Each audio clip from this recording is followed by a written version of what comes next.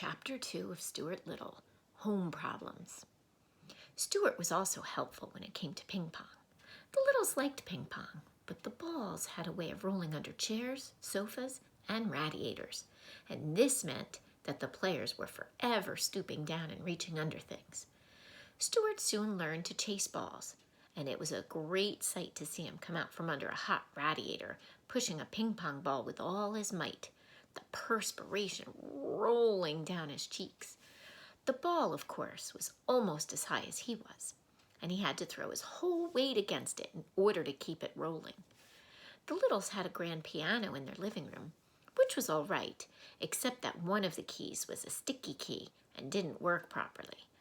Mrs. Little said she thought it must be the damp weather, but I don't see how it could be the damp weather, for the key had been sticking for about 4 years, during which time there had been many bright, clear days.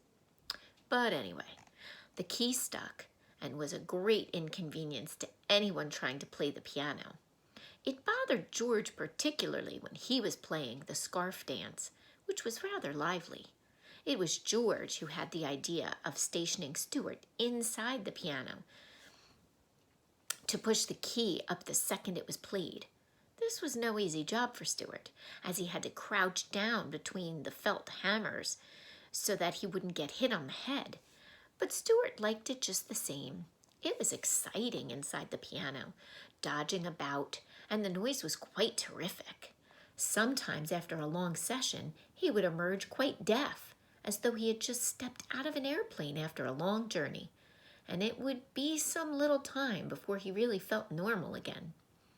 Mr. and Mrs. Little often discussed Stuart quietly between themselves when he wasn't around, for they had never quite recovered from the shock and surprise of having a mouse in the family.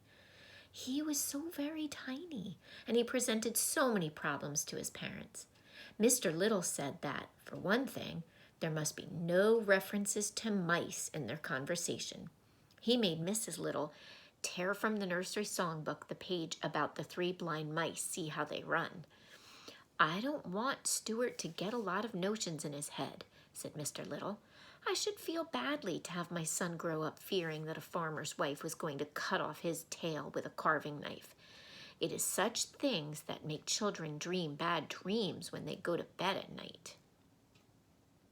"Yes," replied Mrs. Little, "and I think we had better start thinking about the poem 'Twas the Night Before Christmas, when all through the house not a creature was stirring, not even a mouse." I think it might embarrass Stuart to hear mice mentioned in such a belittling manner. "That's right," said her husband. "But what shall we say when we come to that line in the poem? We'll have to say something. We can't just say, 'Twas the night before Christmas, when all through the house not a creature was stirring.' That doesn't sound complete. It needs a word to rhyme with house." "What about louse?" asked Mrs. Little. "Or grouse," said Mr. Little.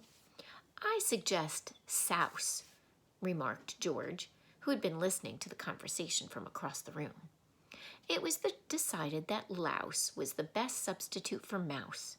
So when Christmas came around, Mrs. Little carefully rubbed out the word mouse from the poem and wrote in the word louse.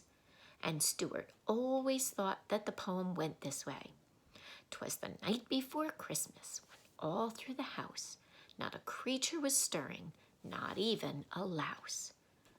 The thing that worried Mr. Little most was the mouse hole in the pantry.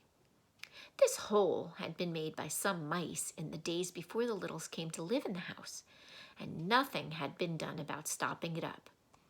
Mr. Little was not at all sure he understood Stuart's real feeling about a mouse hole.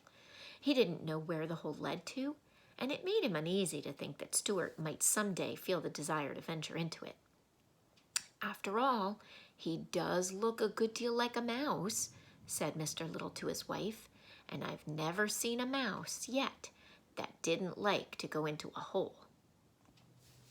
And that is the end of chapter 2.